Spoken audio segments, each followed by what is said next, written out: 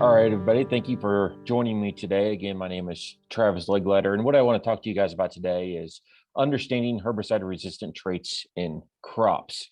So, as a crop scout, one thing you're going to have to think about when you're thinking about weed control recommendations and scouting for weeds is to think about what are the herbicide tolerances or the herbicide-resistant traits that are in the crop that you are scouting. So, this is just another piece of information that you have to know as a scout when you're scouting, on top of all the other stuff that you have to really think about. So just weed control alone, you know, if we look at a weed control guide such as Kentucky's weed control guide, there's about 80 plus options just for soybeans alone, just for herbicides. And that doesn't include all the generics. So there's a lot of options there. And then you have to take into the fact that there's all these new herbicide resistant traits, especially in soybeans. So, when we think about herbicide resistance in the herbicide resistance era, we often think back all the way back to the 90s when the Roundup Ready traits came out.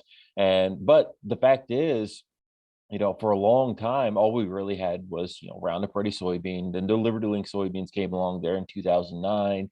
And in corn, it was just Roundup Ready corn or Roundup Ready 2 corn and Liberty Link corn. And sometimes those stacked and sometimes they're not, right?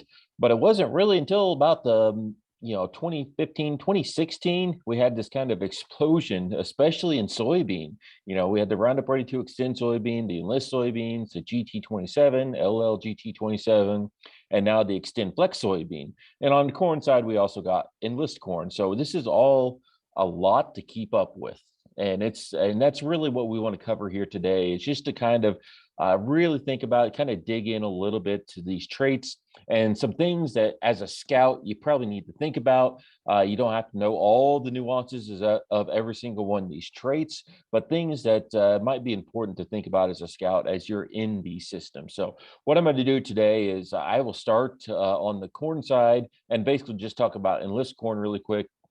And then we'll switch back down over to the soybean side and kind of talk about some of these new soybean traits that are out and what it means and some of the things that might be important for you to kind of know and kind of understand. So again, on the Enlist corn side, so Enlist corn, the whole idea behind developing Enlist corn was to have increased tolerance to 2,4-D in the corn. So as you may know, we can already spray 2,4-D on corn, but basically if we spray 2,4-D on our corn and it's rapidly growing and we spray at the wrong stage, we can have some issues. We can have some fused brace roots or some malformed brace roots. We can have some bending of that corn, and in worst case scenarios, you can have green snap, which isn't good. So that was the whole idea, was just to increase the tolerance to 2,4-D in corn. But along with it came a little bit as a surprise, we also got quizalofop resistance in that corn, or Assure 2 is the trade name of that product. So you can spray quizalofop on Enlist corn and it won't kill it. Whereas non-Enlist corn, you're going to kill that corn if you spray quizalofop on it. So quizalofop is a Group 1 herbicide. And what it's going to be able to do is it controls grasses. So this could be especially important if you have glyphosate resistant grasses. So it depends on where you're at, but there's some places where we are facing some issues with glyphosate with grasses. Some specific examples I can think of that might affect somebody that's in Kentucky or maybe even a little bit further south are things like Johnson grass or Italian ryegrass. So that's where Enlist corn can be pretty helpful. But there is pretty limited availability of Enlist corn. It's not widely available everywhere. And that's a lot of that's just due to, the manufacturers really trying to target where this corn goes at this point in time. But we have heard they are going to ramp up some of this trait and get it into a few more hybrids. One thing you have to think about if you're scouting or if you're thinking about having a farmer use Enlist corn, or if the farmer has used it in the past and you're scouting soybean or corn and you have some volunteer corn, it's really important to remember that corn, that volunteer corn, is now quizalofop resistant. So you really have to think again which Group 1 you're going to use, at least in soybean, to control those volunteers. So that's probably the biggest nuance here is while it is very helpful to have Enlist corn, the following years when we have to deal with volunteers, we have to think about it pretty critically and really think about how we're going to control it. because a lot of times there's probably also going to be glyphosate and glufosinate resistance in that corn as well. So we have to be really particular about how we control those volunteers. So to switch over to soybean, and I guess this will apply to a lot of our corn too. And I'm going to go over this really quick. The Roundup ready to yield traits, that's glyphosate resistance. There's other glyphosate resistant traits out there as well. This has been the standard over the past few decades, basically since 1996.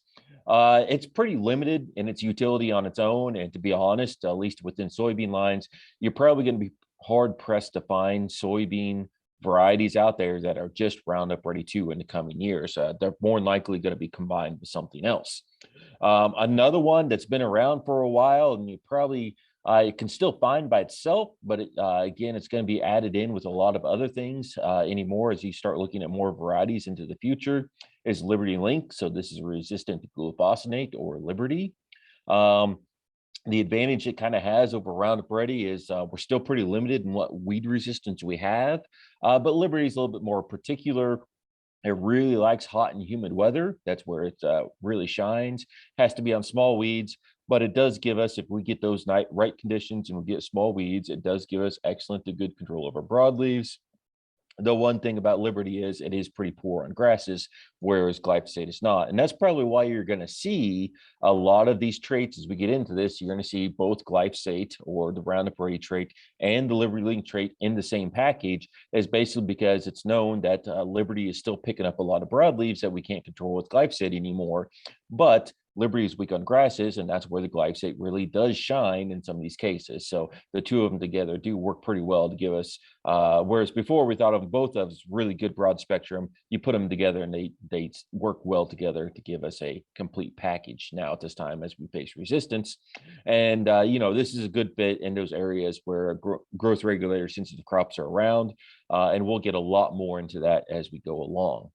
So again, those are just the two base kind of packages that we've been dealing with for a couple of decades now, or a decade or so. And now I'm going to get into these traits that have been coming out since 2016. So to start off with Liberty Link, or LLGT27 soybean. So you will probably also see some out there just GT27, and there's also some varieties out there that are just LLGT. Okay, so the LL is for Liberty, or glufosinate resistance. The GT is for glyphosate tolerance, or glyphosate resistance, and the 27 indicates HPPD resistance. So HPPD is basically the bleacher herbicides that we use in corn. So probably the one that most people are going to think of first will be Callisto, Armazon, Impact, or a couple of others.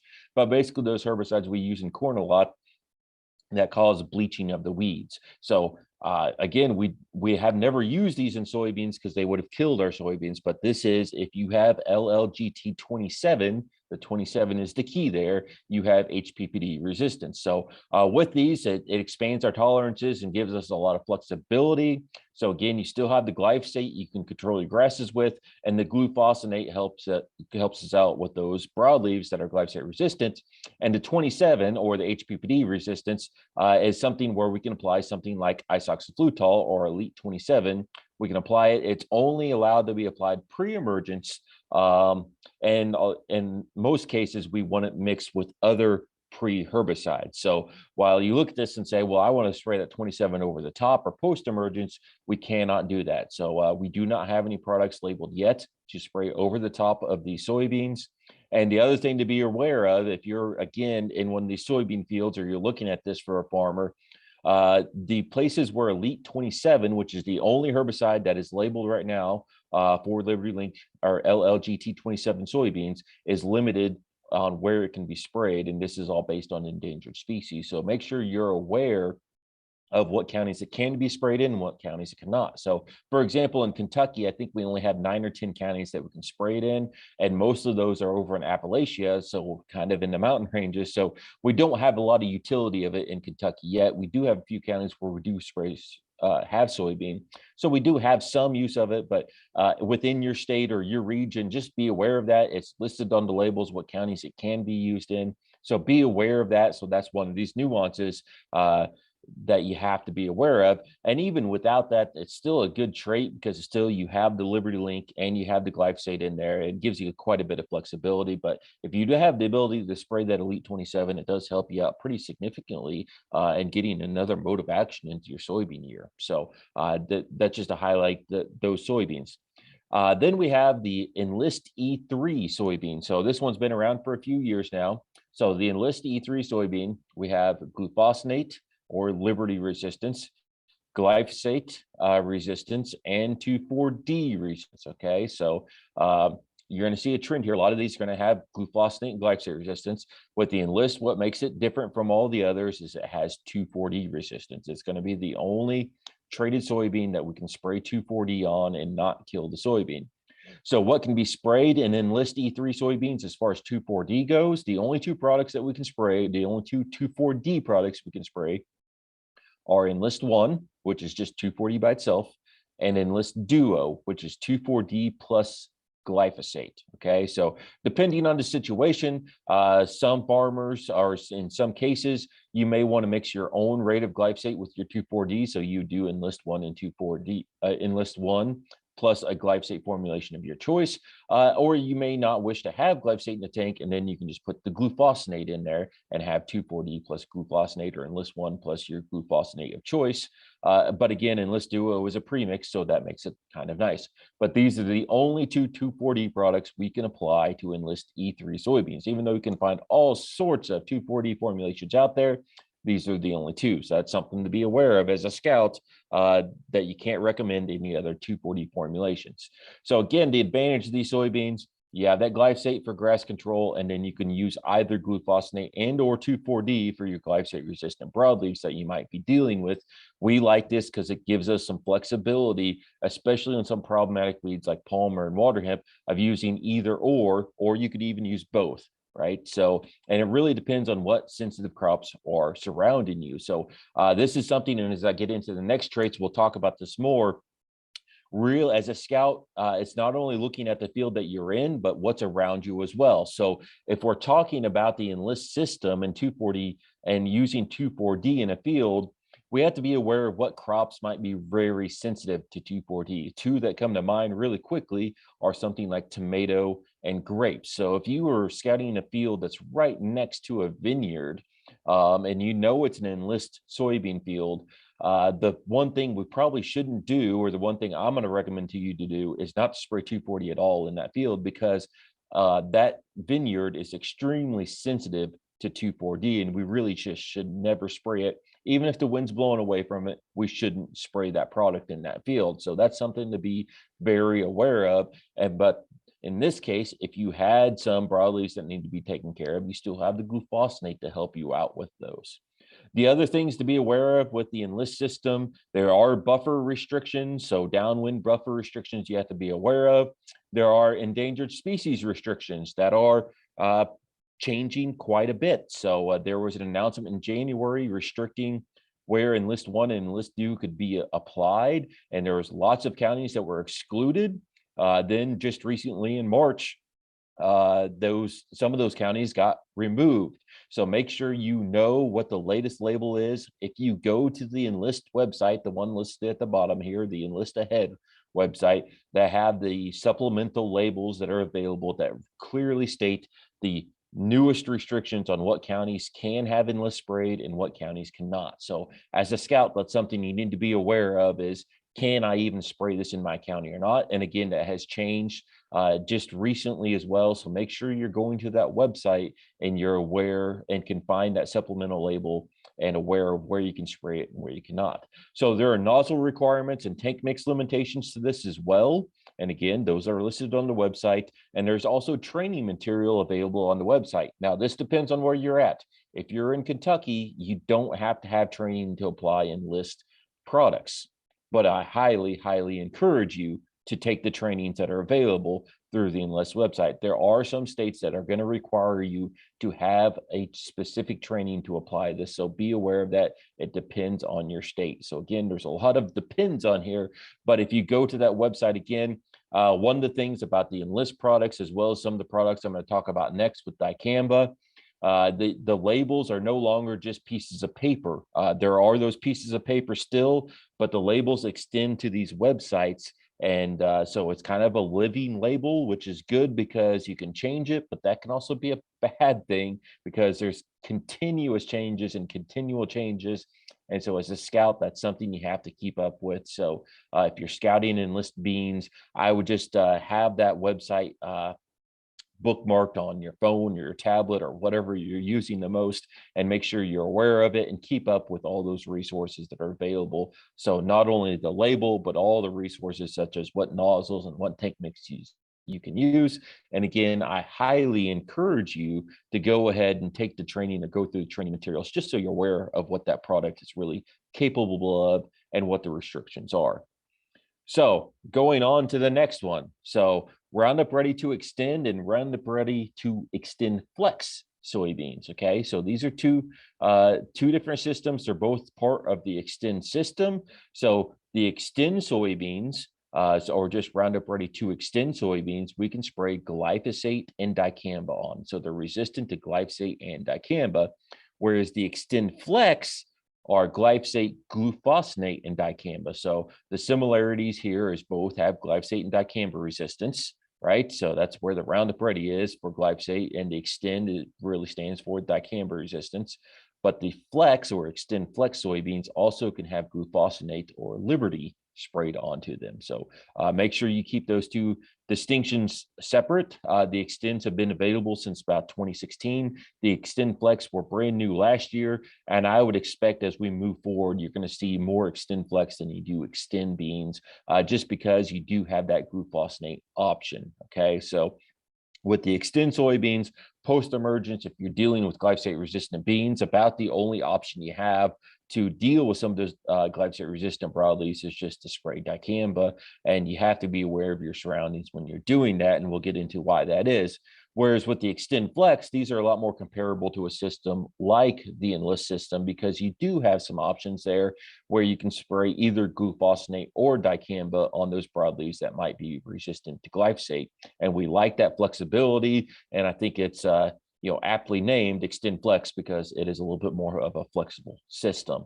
So again, the same thing applies here. If you're in an Extend Flex soybean field and you have a sensitive crop next to you, such as if you're in Kentucky, tobacco field, any other state, if it's tomatoes or if it's a vineyard or any other very sensitive crop, we probably shouldn't be spraying dicamba in that field ever. Okay, even if the wind's blowing away from that sensitive crop, it's probably better off that we don't spray dicamba in that field. So it's the same policy that I have there, whether it's dicamba or 2,4-D, but rather let's just spray the glufosinate, and that's going to help us with those glyphosate-resistant broadleaves, but it's going to be a little bit safer because we know that crop isn't as sensitive, whereas with the growth regulator like dicamba or 2,4-D, it is very sensitive, right? So the one nuance I'll put in here is every herbicide drifts, every herbicide moves. So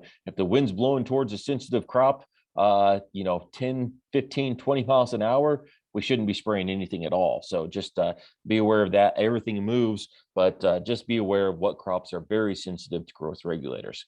Now, the one thing about the Extend system or these Extend products is, again, being aware of those sensitive crops that are around us, but there's lots of restrictions for these. So if you're going to spray a dicamba product to an Extend or an Extend Flex soybean field, there's only 3 products we can apply: Extendamax and Ingenia, which are just dicamba, or Tavium, which is dicamba plus S-metolachlor. Okay, so it has some residual with it as well. So with each of these, you see there's a website. These websites are critical. The same as with Enlist, each of these products has basically a live label or an extension of the label. And so these websites have additional information beyond what the label has and very particular information. And so we'll go over some of that information. So if as a scout, if you're recommending one of these products, you need to be aware of these websites and let the farmers know what these websites are, or let the applicators know about these websites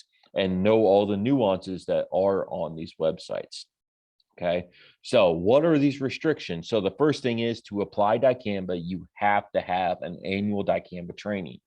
Okay, so as a scout, even though you're probably not going to apply this product, if I was you and I'm going to be making any recommendations based on any of these dicamba products, I think it would be wise to go ahead and take that training yourself so you know all of these nuances. And that's all the things that follow below on this chart. It's a lot, and it's more than I'm going to cover today because it's an entire training, and it's a training that you have to spray it. So I would encourage you as a scout, if you're going to be scouting dicamba resistant beans or extend flex beans, take that training so you're aware of all these restrictions and all of these nuances so you can make recommendations when they're appropriate. Or you can say, hey, we're not going to be able to recommend even spraying a dicamba product on this field because of X, Y, or Z situation. So you know to go ahead and go with an alternative product.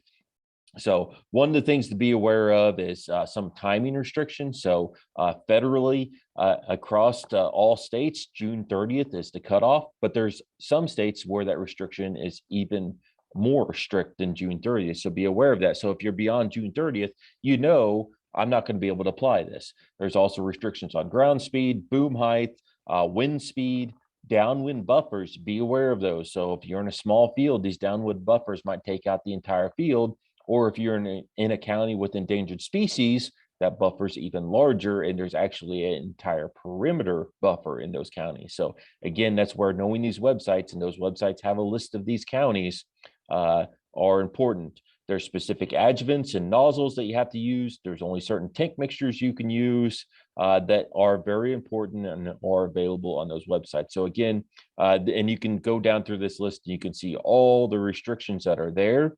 And that's why I think it's important for you as a scout, if you're scouting dicamba resistant beans or extend flex beans, to be aware of these restrictions, take that training and be aware of all of that so you know when to and when not to make the recommendations for applying dicamba. So again, that's about as deep as I'm going to go into those restrictions, just to kind of make you aware there's a lot there and to give you the heads up of, take that training, be aware of what's all there. So with that, that's covering a lot in about 20 minutes here, but just to help you understand, there's a lot of these trade names out there, and to understand the basics of, what are you up against when you're scouting the field that has some of these traits in it, and just some things to think about as you're making those recommendations for these different herbicide resistant traits, especially these ones that now occur within soybean. So with that, thank you for watching today, and I really appreciate it. And hopefully this will be helpful for you as you scout your fields for some weed control recommendations.